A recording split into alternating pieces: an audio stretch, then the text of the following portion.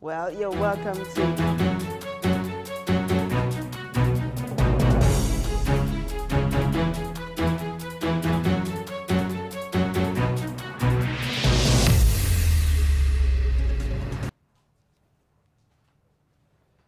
You're welcome to Business Insight. First, we'll take a look at the headlines. President Tinubu addresses world leaders at the United Nations General Assembly and denounces human trafficking.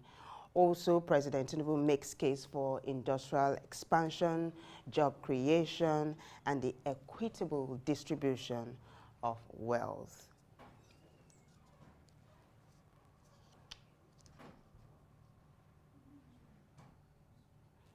This is Business Insight. My name is Vivian Oguche, and to set the ball rolling, I've got Alfreda Ambe Bassi. Hi, Alfreda. How are you doing this morning? Good morning. I'm very well, thank you. And you? I'm good. Good. Today, we dive into the United Nations General Assembly, where President Bola Tinubu shares his vision for the global economy. But as it is the custom of the show, let's give you the major business updates and market trends after this break.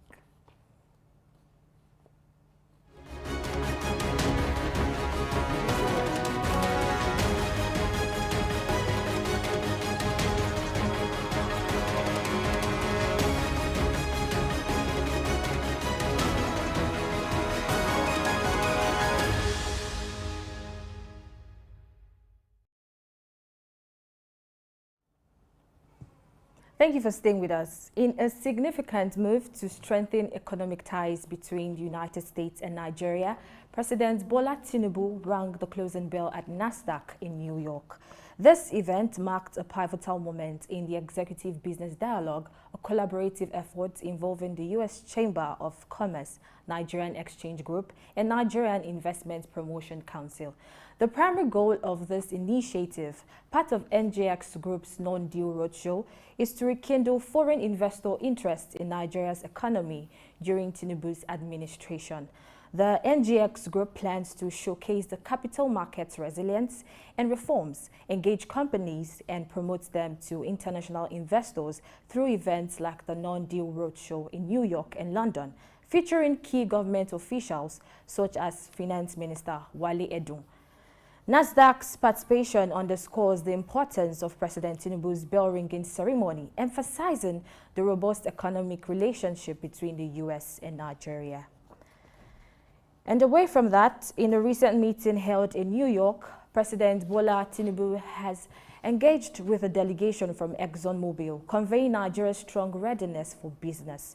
Tinubu, with his extensive industry experience, emphasized the need for his direct oversight to address challenging issues, ensuring the removal of obstacles to job and wealth creation in Nigeria.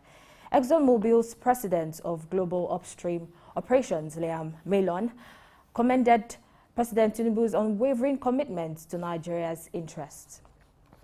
Malon pledged a significant boost in oil production, committing to delivering nearly 40,000 barrels per day as part of a new investment phase in Nigeria.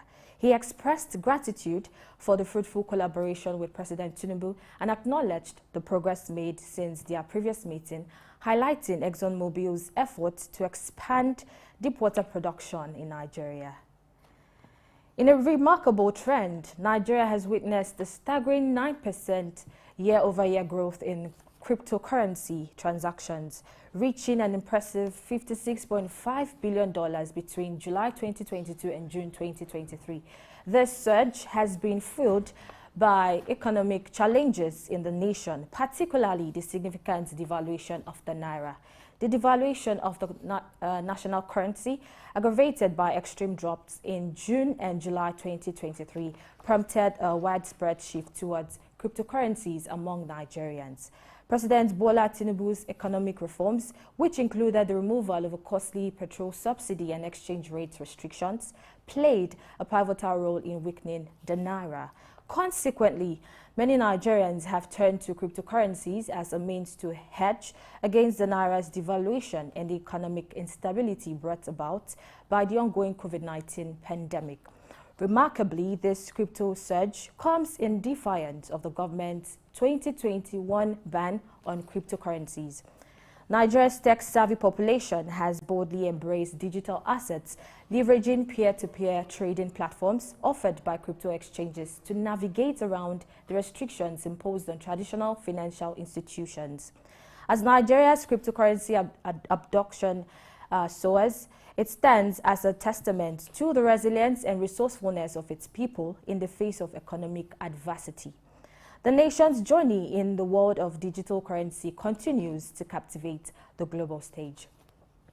And moving on, the federal government of Nigeria successfully recovered a substantial sum of 5.2 trillion naira aggregate debt from 10 ministries, departments, and agencies through its Project Lighthouse program. Director of Special Projects of the Ministry of Finance, Aisha Omar, revealed this achievement during a one-day sensitization program held in Gombe State. This remarkable feat was made possible by the innovative Project Lighthouse initiative, which harnessed big data analytics technology to address the long-standing issue of debt recovery. The initiative not only focused on recovering debts, but also aimed to enhance revenue collection, identify new income opportunities, optimize existing revenue streams, especially non-oil sources, and improve fiscal transparency. With the implementation of this initiative, the government seeks to reduce indebtedness, closely monitor daily revenue generation, gain insights into the debt recovery portfolio, and block revenue leakages. Meanwhile, Meta, led by Mark Zuckerberg, is extending its paid verification badge offering to business accounts. This move allows businesses to purchase the coveted blue check mark badge, granting them access to exclusive features and support. The subscription service, called Meta Verified, was initially priced at $12 per month and offered similar benefits to creators. However, businesses seeking verification will have to pay more, with a monthly cost of $22 for either Facebook or Instagram, or $35 for both platforms. Verified businesses on Meta's platforms will enjoy enhanced account security features, troubleshooting assistance, and increased visibility in search results on Facebook and Instagram.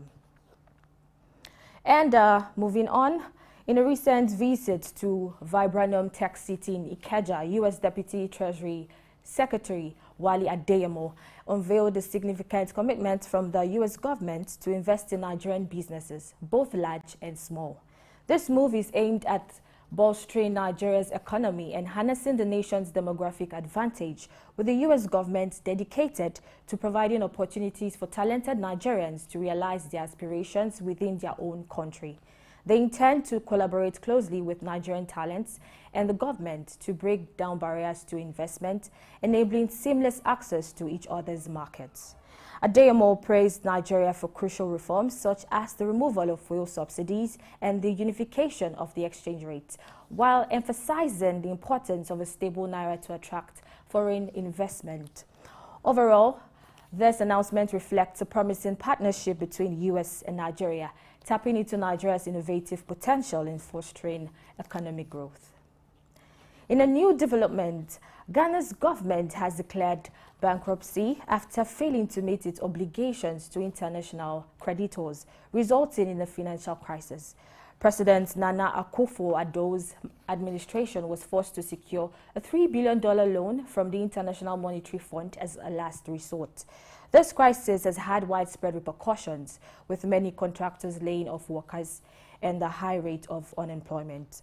The government owes contractors a staggering $1.3 billion, and independent power producers are owed $1.58 billion, putting the nation at risk of widespread blackouts. While the IMF has presented a rescue plan, concerns remain about whether Ghana can afford future financial troubles. China's Premier Li Qiang has chaired a cabinet meeting revealing plans to speed up economic policies aimed at solidifying the nation's ongoing economic recovery.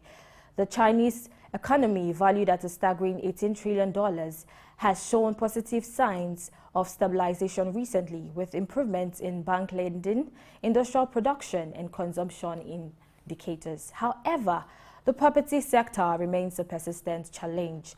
This meeting stressed the importance of local governments and departments addressing economic issues identified in inspections and surveys, emphasizing the effective implementation of existing policy measures. Despite a slowdown earlier this year, China aims for annual growth around 5%, focusing on supporting the economy and implementing structural reforms for sustainable growth. The Asian Development Bank has lowered its growth forecast for China from 5.0% to 4.9%, mainly due to property sector weaknesses, making it imperative to monitor China's balancing act between growth and challenges in the coming month. The Bank of America has announced that it will increase its minimum hourly wage to $23 in October as part of its goal to raise hourly pay to $25 by 2025.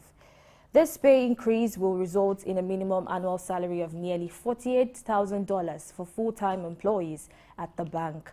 Bank of America has previously raised its minimum wage to $15 an hour in 2017. The move is aimed at providing competitive compensation for its employees, according to Shuri Bernstein, the bank's chief human resources officer. The bank's efforts to raise its minimum wage reflect a broader trend of companies addressing income inequality and improving compensation for workers.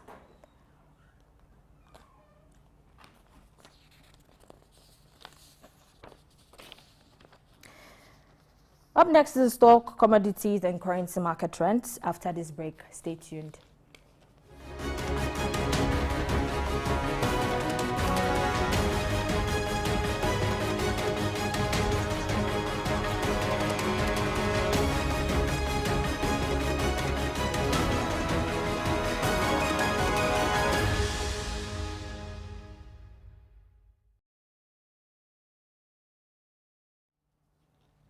Thank you for staying with us. Welcome back. The current market capitalization of the Nigerian Stock Exchange stands at 37,400 billion naira. In total, 119 NGX-listed equities participated in trading, concluding with 27 gainers and 29 losers. Sunu Assurances Nigeria led the gainers with a 10% share price appreciation, closing at 88 kobo per share, followed by Berger Paints, Owando, and Chams. On the closing side, Transcorp Hotels came out last with an end-of-day price depreciation of 10% at 45 naira and 90 kobo per share, followed by Ikeja Hotel, Consolidated Hallmark Insurance, and Secure Electronic Technology. Owando recorded the highest volume of 110 million traded shares, followed by Cordview Business Solutions, Chams, and Japo Gold and Ventures. It's a wrap on the news this morning. Vivian Oguche is seated pretty and ready to take you on the impactful insights shared by President Bola Tinubu. I'm Alfreda Ambeibasi. Thank you.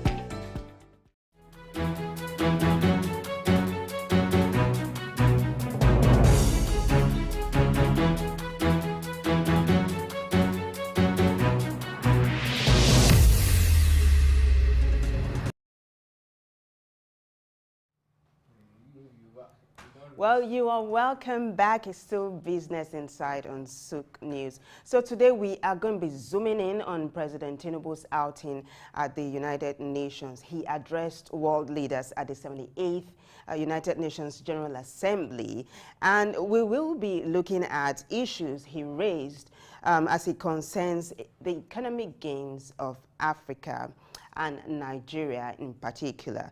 And joining me for more perspective on this is Dayo Lamogun. He's a business analyst, and then we also have Gbolahan Olojede. He's also a business analyst. Both gentlemen will be joining me shortly. But first, let's quickly listen to President Tinubu as he talked about industrial expansion, job creation in Nigeria, and equitable wealth distribution. Take a listen. Due to both long-standing internal and external factors, Nigeria's and Africa's economic structures have been skewed to impede development, industrial expansion, job creation, and the equitable distribution of wealth. If Nigeria is to fulfill its duty to its people, I know, and the rest of Africa, we must create jobs and the belief in a better future for our people. We are pushing for that. We must also lead by example, and we are doing so, to foster economic growth and investors' confidence in Nigeria, and remove the costly and corrupt fuel subsidy while also discarding a nauseous exchange rate system in my first few days in office. Other growth and job-oriented firms are in the wings. I'm mindful of the transient hardship that reform can cause. However, it is necessary to go through this phase in order to establish a foundation for durable growth and investment to build the economy our people deserve. We welcome partnerships with those who not mind seeing Nigeria and Africa assume larger roles in the global community. The question is not whether Nigeria is open for business. The question is how much of the world is truly open to doing business with Nigeria, and how African is an equal, mutually beneficial manner. Direct investment in critical industries. Okay, so the president says the question is not if Nigeria is open for business, but if the world is ready to do business with Nigeria. I understand Dayo is ready to jump into the fray. Dayo, thanks for being a part of the show. Okay, in a little while, Dayo will be joining us. But in the meantime, what the president said in a nutshell is, the question is, like I said earlier on, the question is not if Nigeria is open for business. The question is how much of the world is truly open to doing business with Nigeria and Africa in an equal, mutually beneficial manner. Now, under this particular broad topic, we will be focusing on aspects of cooperation that Nigeria seeks, and also direct investment in critical industries, open ports to a wider range and a larger quantity of African exports, and of course, least but not last, meaningful debt relief. All these are very important legs that we are going to be talking on as it regards the president's outing at the United Nations. The president had more to say as it relates to human trafficking, and also he called it a dark channel of inhuman commerce where fraud thrives. Let's take a listen to the president once more, and when we come back, we will hopefully have our guests to join us to talk about this. This brings me to my third crucial point. Our entire region is locked in protracted battle against violent extremists. And the turmoil a dark channel of inhuman commerce has formed. Along the route, everything is for sale. Men, women, and children are seen as chattel. Yet, thousands reach the Sahara, hot and sand, and the Mediterranean cold death in search of a better life.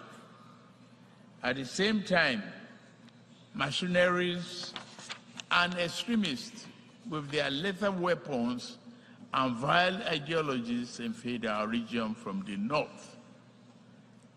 This harmful traffic undermines the peace and stability of the entire region.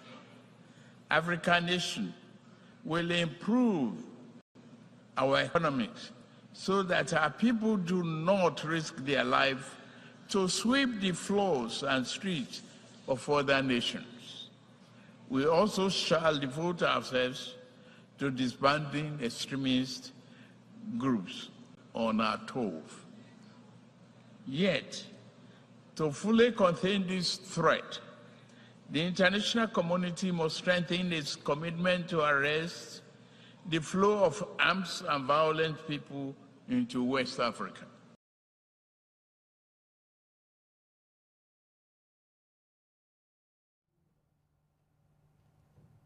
Okay, so you heard the president talking about thousands risking the Sahara's hot sand and the Mediterranean's cold depths in search of a better life. You know, at the same time, he talked about mercenaries and extremists with their lethal weapons and vile ideologies invading Africa. So his point was that greener pastures is what they're seeking, right? I beg your pardon. I'm battling a little bit of a cold here. We'll take a break and I'll be back.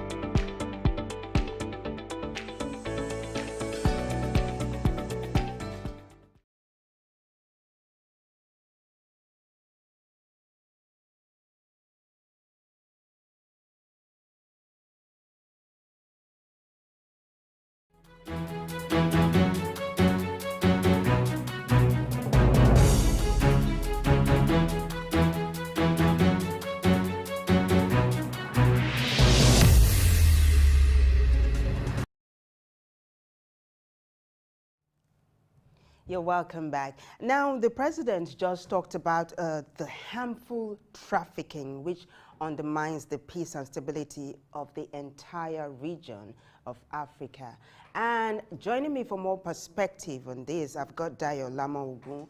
He is a business analyst. I also have Bolahon Olojide. They are joining me virtually. Gentlemen, good morning. Yeah, good morning. How are you doing today? Yes, it's good to have you on the show. Let me begin with you, Bolahon. I'm just going to read the bullet points, just a snippet of it so that you understand what the president said and so that you can walk us through what you think. We began with equitable distribution of wealth. And the president talked about a long-standing internal and external factors. He said Nigeria's and Africa's economic structures have been skewed to impede development, industrial expansion, job creation, and the equitable distribution of wealth. What's your take on this, Golaon? Well, it's such a honest and brutal analysis of what has been going on across Africa for a long time. Niger, for example, is a producer of uranium. Uranium powers 70% or thereabout of France's electricity. But there's even no power in Niger. Niger probably did borrow power from Nigeria to survive. So you begin to ask yourself, I have the mineral that is capable of producing power. In the West, 70% thereabout of France's power is nuclear. Nuclear writes a lot on uranium, but even I don't have power in my own country. And when you go across Africa, you see elements of those issues. You go to DRC, you see the massive plundering of resources and the throwing of a country like DRC into perpetual war, internal war situation. Here is it. The other countries are the way geopolitics play. Geopolitics doesn't it doesn't see the other fellow first. It sees itself first. So if you take, say, America, Nigeria bilateral relationship, from the American man, it rides first on his own national interest. It is the interest of America that comes first, not your interest. And whatever will make that national interest to thrive and survive and boom is what that other partner will pursue. So we have seen that there's an agreement, for example, I'm trying to remember the name of the agreement right now. When you go and assess the trade balance on that particular agreement, you see a situation in which 95% is to the benefit of the other party, while 5% comes to Africa. So all those issues are there. Now, as long as you have instability like you have in the DRC, like you are currently having in the entire Sahel, from Mali to Burkina Faso and all those areas, and I think the president even specifically mentioned the issues of mercenary. So you see the Wagner all the way from Russia. They're somewhere in the mix of all of them. In fact, the very first time I read about the instability in Chad, the first thing that came to my mind was probably that maybe Boko Haram was actually a creation of certain other international society, international members of the international community, deliberately in that axis to destabilize the place and be able to plunder whatever resources they can plunder for as long as it is possible. So the president is right in the money with his comment. The question is, what do we as Africans need to do to get ourselves out of where they have put us and where we have put us? Thank you so much. Dayo, what Bolaon has done is to open the Pandora's box, like it's opening a can of worms. I'll have you react to what he said before I put the next question to you. So again, thank you for having me. Distribution of wealth. I think Ebola is look at it from as Africa as an entity. I mean, he's looking at it as a geographical entity, as a continent. But if you bring it home, I think it's almost the same thing. If you bring it home, the structure of the country in some way, in many ways, has imputed development, has imputed growth and all of that. Where we, from the days of the pre-colonial, the colonial era, the pre-independence period to even now, it looks like things have been going up. So we are independent, but yet we are not independent. You see the structure of things on ground, where we are structured in a way that each of the 36 states, every month, they go in cap begging to get resources from the federal government.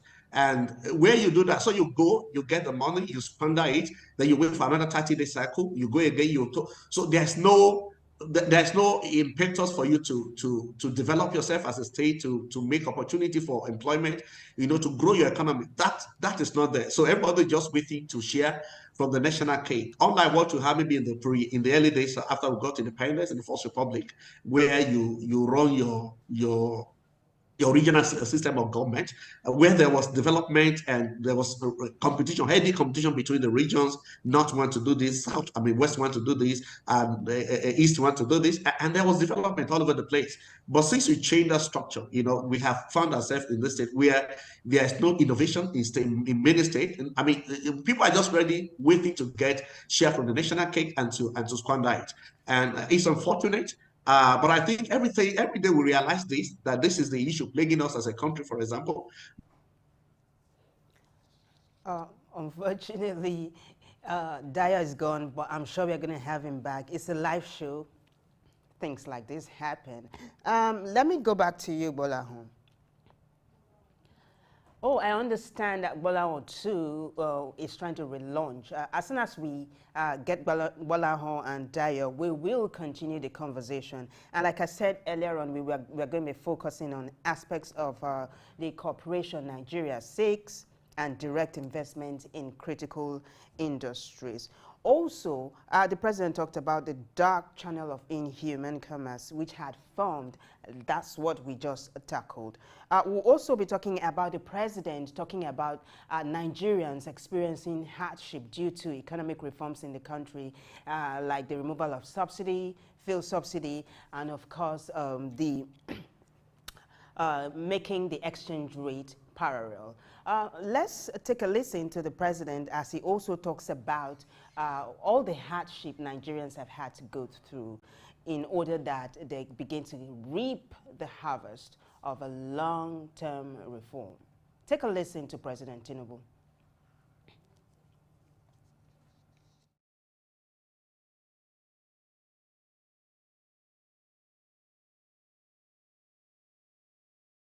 We must affirm democratic governance as the best guarantor of sovereign will and well-being of the people.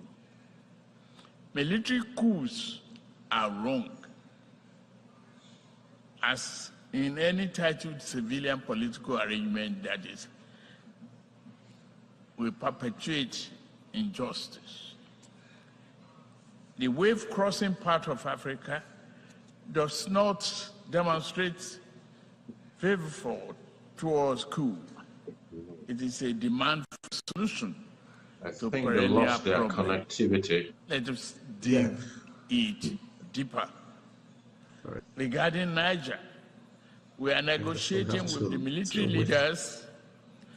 As chairman of ECOWAS, I seek to help establish democratic governance the basic bookcase, so it in a times manner out that after maybe 40 addresses minutes the or so. political economy challenges confronting that nation, including violent extremists who seek to foment instability in our region. I extend a hand of friendship to all of you who may genuinely support this mission for a democratic governance in that nation.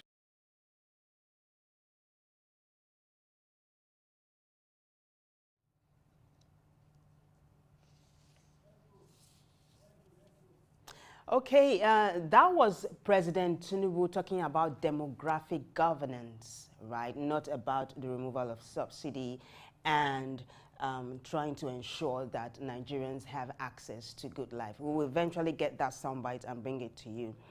I understand that my guests are ready. Gentlemen, it's good to have you back. Dayo, it will be remiss if we don't let you land because you began saying stuff. So let's let you finish your line of thought before I put the next question to you. Okay, great, thank you. So just to conclude the thought, so I think the point is, I mean, like Martin Luther King said, you know, this edifice that is producing poverty, that is producing beggars, we need restructuring. And we have been talking about restructuring. This system apparently is not working. This edifice you call Nigeria is not working because of the basic structure. And we have been talking about this forever, and we know where most of the issues are.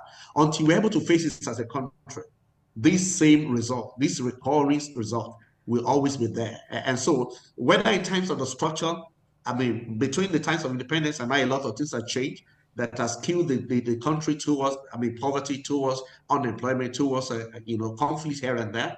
And also, as we develop, as we grow as a country, you see the way we go into borrowing, and like any other African country, most of your borrowers, they come from the West, they come from China, they come from everybody. You see, the truth is the person that pays the piper should dictate the tune. I mean, so we cannot be borrowing and be begging, and we still want to dictate what happened to us.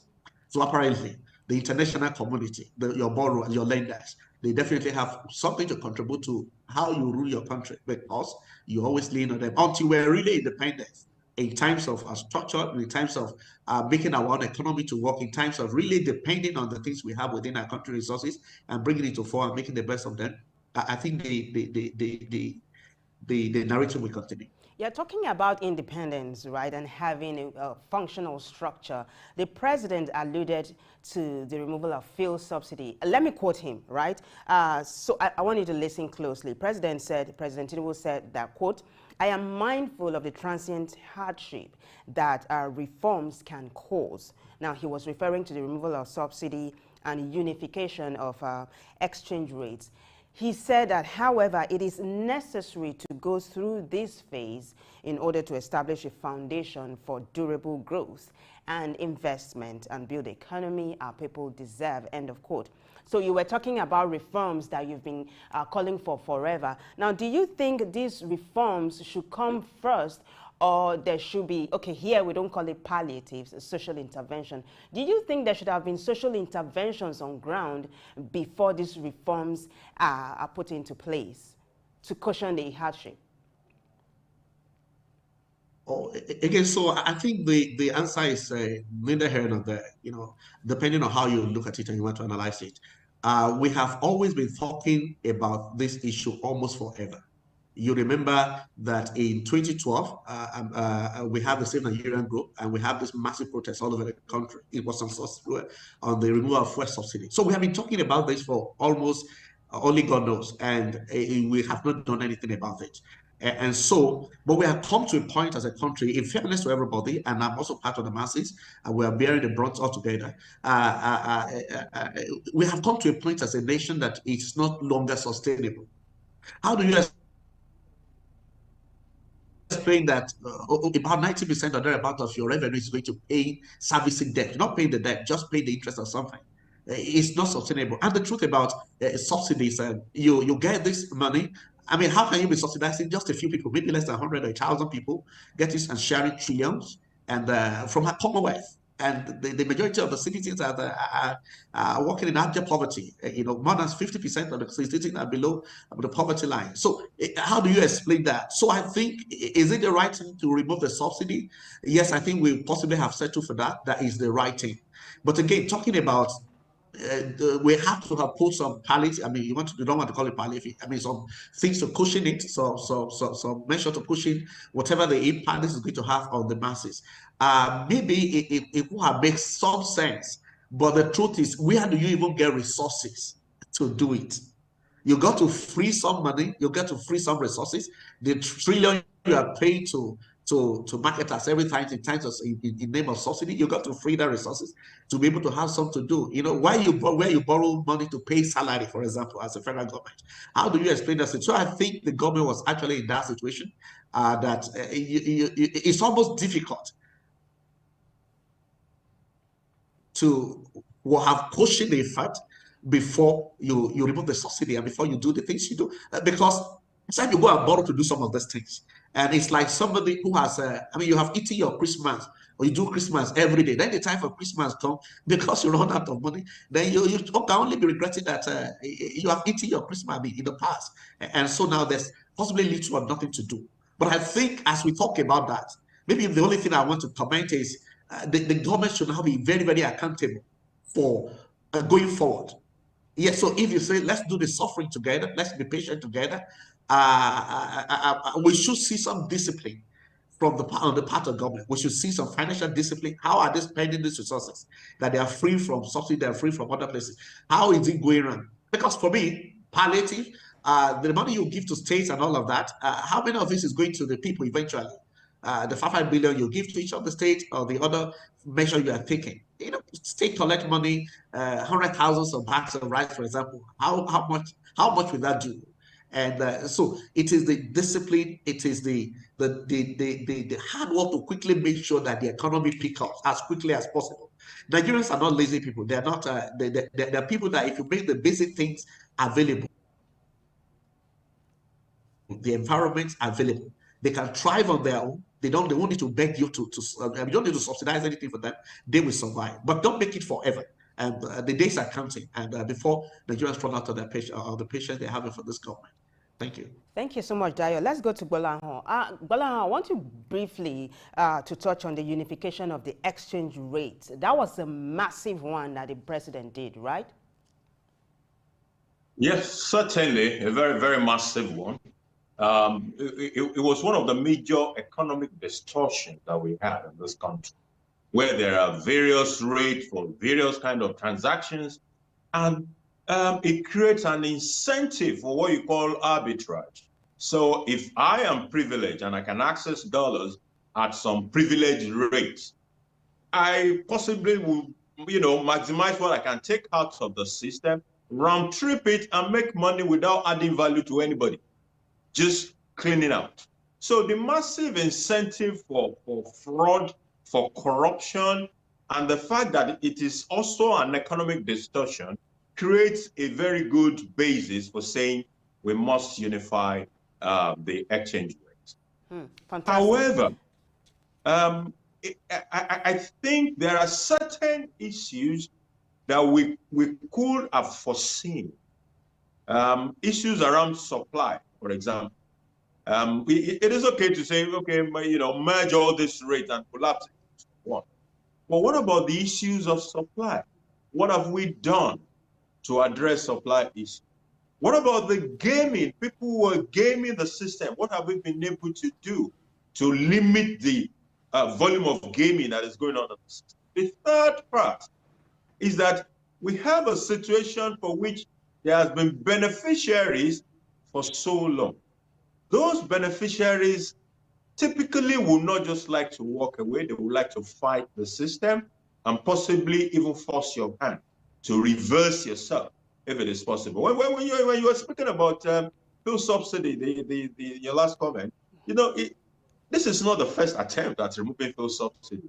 There are a lot of people who probably don't even know that even in the OBJ regime, there was an attempt. But something was always happening. When we remove it, we tend to go back to it. That happened in the OBJ regime. It happened with GEJ. It even happened in the Buhari regime. There was a time that this regime, that last regime, also attempted to remove that fuel subsidy, but we went back to it.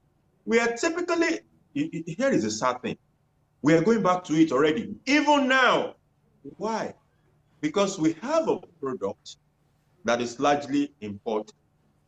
We are a country that is dependent on that importation. When you do importation, you do it in dollars. And we have a supply problem with dollars. So definitely whatever is happening to the dollars will automatically put pressure on the price of that commodity. Apart from that, we have seen a situation in which crude oil price has moved from 70-something dollars a barrel all the way to 90 or 90-something now as we speak. So the pressure on fuel price is huge, which means government might already be going to the back end to even start subsidizing again, because it becomes difficult to ask Nigerians to pay more than they're already paying as we speak. So these policies, we must articulate them. I'm delighted that we now have ministers, we have people who are supposed to be champion of each of those issues. Let's begin to move fast on some of these matters before people start getting more annoyed than they already are. The truth is that this government has received tremendous support for fuel subsidy removal. We should cash in on it and make it happen in a better way.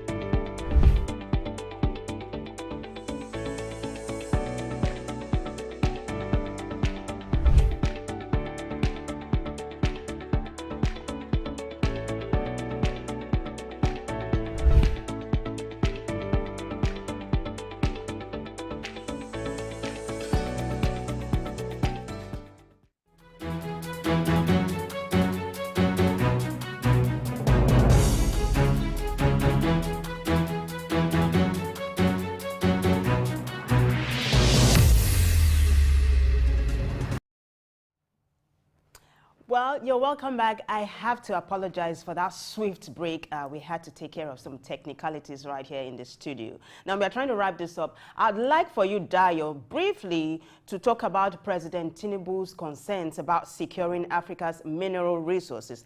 Take a listen to what the president said. Many areas have become catacombs of misery and exploitation. He said the Democratic Republic of the Congo has suffered this for decades, despite the strong UN presence there.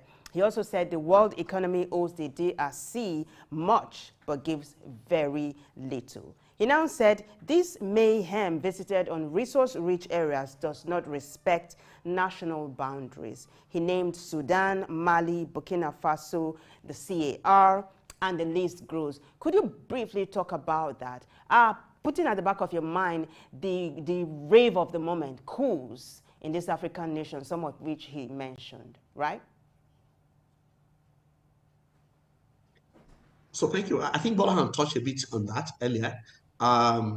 You see, there's an intentional dynamics to this, in that is what I'll possibly call maybe neocolonization. What happened before the independence of most of these African countries is playing out already. Because most of the African country, you don't even have control over your resources. Talk about the country you already mentioned, because they are expected to satisfy the interest of the some international community, some international players, whether it's in the West or in Europe or wherever they are. So that is the unfortunate bit of it. And how soon this will end, it's hard to sit here and be able to predict that. And whether this other country has the willpower, because the complexity of it is that you have some player within the country already mentioned, whether it's in the Niger, whether it's in the Democratic Republic of Congo, whether it's in Nigeria, you have some players in-house, within this country that are helping the external aggression that is coming on your country. So, for example, you mentioned the wave of coup going around. Who are the people behind this coup? Whether it's Russia, whether the West, whether mention the countries. What is their interest in those coups going on? And the challenge would be as African. So, does AU have the capacity to stop some of this? Does ECOWAS in this region have some capacity to be able to stop the wave of coup going on? And are we ready for war, really? So, because the people that are fueling others, the international dimension to it, they possibly have nothing to lose, except that they don't want to lose those resources that you are supplying their country. So, when it comes to war, who will be at loss or who suffer the greater loss? Maybe the African countries themselves. So, it's a bit complex, a bit difficult to say you want to face it brutally. But don't get me wrong, you have to still face it at some point. how this will happen. But I'm just saying it's not going to be very easy because of the international dimension to it. And if you take it back home, you see, even in Nigeria, you have communities where illegal mining is going on everywhere. Whether it's in the north or in the south, you have illegal mining going on, whether it's in gold or it's in kaolin or in some other resources. And that's why the challenge of is sometimes it's about the structure. So, for example, we have agreed as a country that we will subscribe to one basket. And from this basket, all of us will come every month to share. This is what is happening. But some of the states are smarter and they say, okay, we will not submit everything to that basket. We'll go behind the scene to be doing some things. You see, and if they hear, or if they are not doing that, some individual in the states, they go behind the scene and they're doing some illegal mining, having conniving with some external forces, doing illegal mining, and the state, they are practically not concerned because it does not affect their share from the Commonwealth. They know whether something wrong is going on or not in their state. They still go to Abuja and they give them the monthly allocation. But go back to the 60s, where you have your regional system of government. If Awolowo know that something is going to happen to reduce the income coming to the region at those days because of illegal mining, I'm sure they find a way to stop it. If Ahmadu Bello knows the same thing is going to happen to the north, they find a way to stop it. But something that belongs to all of us doesn't belong to any one of us, and so nobody is ready to take responsibility. I think that is the state of Nigeria. So before we begin to talk about the continent of Africa, I think illegal mining of our resources, of mineral resources, is already happening in the country. And the question is, what are we doing as a country? What are we doing? Until we address the issue of structure, until we take ownership of this, we may be helpless. And going to the international scene, I think it's a lot more complex because there's already, connivance, there's already high level. If it's talking about war, the major players in this, they are ready, they have the resources to fight the whole of a country. They have the resources to fight the whole of a region. Dio, so it's going to be complex, and I think, but we need to address it. I am so sorry. Thank you. It's time for us to go. But thank you, gentlemen, for doing justice to the topic today. One of the things the president also talked about was desertification, erosion, flooding, irregular rain patterns, and how this affects Nigeria's economy, talking about climate change and how the West, which is largely responsible for the crisis of climate, should also aid these African countries, which contribute least to global warming. Thank you, gentlemen, for being a part of the show again. I do hope when we call on you once again to join us, you'll be a part of the show. Thank you so much. Yeah, thanks for having us. It's always a pleasure. Thank you. Well, I've been your host, Vivian Oguche, and this is Business Insight on Souq News. We'll be back again, same time, same station. Until then, have a very, very good day. Bye for now.